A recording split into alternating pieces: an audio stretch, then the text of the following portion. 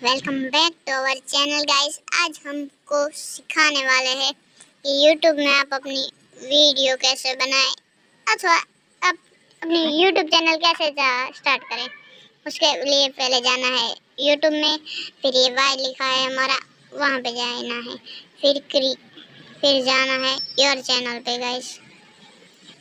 ये your channel पे type कर दिया, फिर आपको जो अपना फोटो रखना है वो रख दो और फिर आपका नाम रख दो गाइस। ये हम रख देते हैं अपना नाम, ये रख दिया।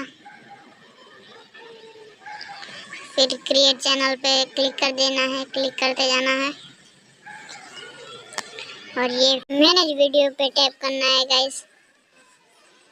ये रहा मैनेज वीडियो, मैंने टैप कर दिया गाइस। अब इसमें से वीडियो भी अपलोड कर सकते हैं, शॉर्ट्स हो या आप लाइव भी हो सकते हैं यहाँ से। फिर हमें गाइस ये पेंसिल जैसा है वहाँ पे क्लिक करना है। इसमें हम अपनी चैनल्स का अबाउट ये देख रहे हैं पहले। अभी गाइस पेंसिल पे क्लिक करना है और यहाँ पे आप डिस्क्रिप्शन रखना हो तो रख सकते हैं गाइस। मिलते हैं हम अपनी अगली वीडियो में, तब तक के लिए बाय बाय गाइस।